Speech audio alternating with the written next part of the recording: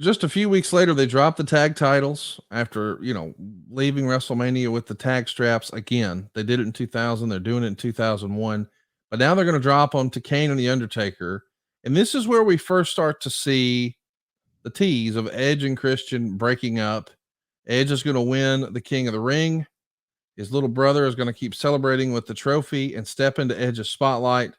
Edge is going to do more and more singles matches.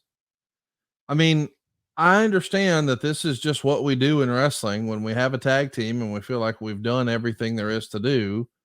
We ease into singles. Do you Yeah. think Christian was happy with that, or do you think in hindsight would have rather kept the team together a little longer? I don't know how he could have been happy with it. Yeah.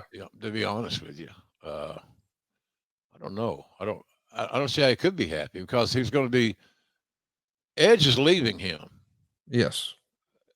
They're getting this relationship annulled, and when they reconvene after this dust is settled, Edge is going to be going in one direction, up. Christian's going to be at best staying where he is, maybe dropping down a bit.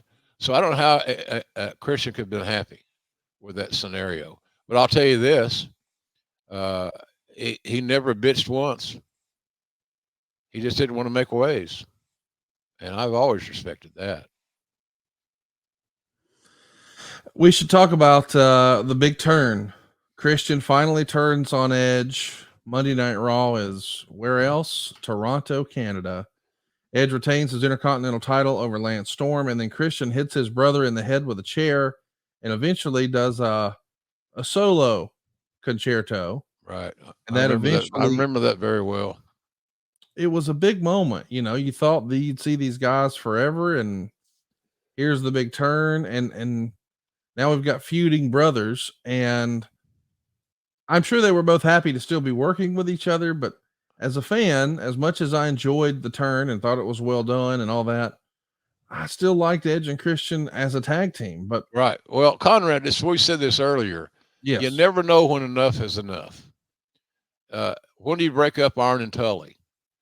Do you ever break up Dennis and Bobby? Type thing. Ricky and Robert. It didn't work. And so I think that it ran its course in the eyes of the decision makers, primarily Vince. We saw stardom, and I don't want to break my arm patting myself on the back, but I saw it early that Edge had the potential to be special because he was committed to the vocation. He wanted to be great. He was willing to work harder than anybody to raise his game, and of course that Christian either had to step up or step out.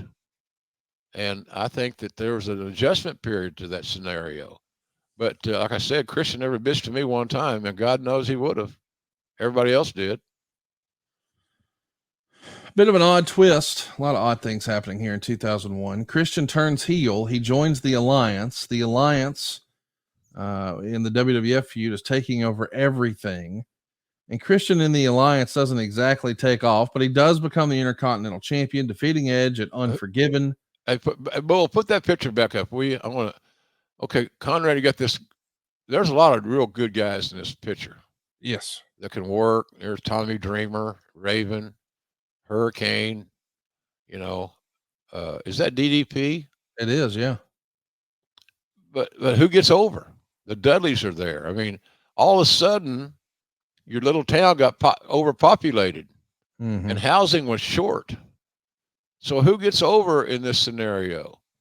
I understand the opportunity to get more exposure for guys, but there's only so much jelly that can go on this damn PB&J, man, before it screws up. So I really, this is a mistake, and not because of any of the individuals in this picture, but because who gets over? How much creative can you handle, and how do you make this thing special? And that's what I always found challenging. It's almost impossible to make this many people in a faction special. We should talk about Edge regaining the Intercontinental title at No Mercy. Yet again, a ladder match. This time it's a singles between the two. They go out and absolutely kill each other. The crowd is maybe not as into it as they have been in the past. Do you think because of what you said earlier, Conrad, your own words, you liked them as a team. Yeah. And now I don't have that. Yes. You've taken that away from me as something I really enjoyed and that I supported. But I don't have, you took that from me. So maybe I'm not as emotionally invested as I would normally have been. I think that was the case here, as we could hear and see. In a sign of things that were maybe not quite up to speed just yet, Christian wins the European title from Bradshaw on a tape SmackDown. I bring this up because the match actually never aired because the show wound up running too long. It's a tape show, and it's only mentioned on commentary that Christian won the title. And I got to think, if I'm Christian, bad me break, winning the title, not airing, bad makes break. me wonder, where's my standing in the company at this point? Well, it's not as high as he wanted it to be. Yeah. And high as a lot of us would have preferred. See, the guys that come to work and they hit that locker room, how they represent themselves is infectious to the others around them. And I you know, Christian was he just was a player, man. He hung in there. It took him so long to get to his destination in WWE. The last thing he wanted to do was to self-inflict a wound that's going to take him out of it. We should mention that after the Survivor Series 2001, Christian is able to stay on TV even though this alliance feud is over. He's going to start a feud with Positively Page, DDP. And we see the emergence of a new version of Christian, kind of a crying, whiny Christian. And this is a guy who's had just a phenomenal run so far as a tag team wrestler and then enjoyed some single success.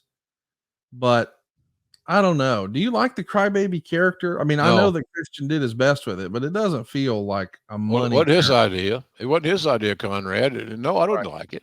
It's annoying. A heel should have a myriad of emotions, all enhancing their character.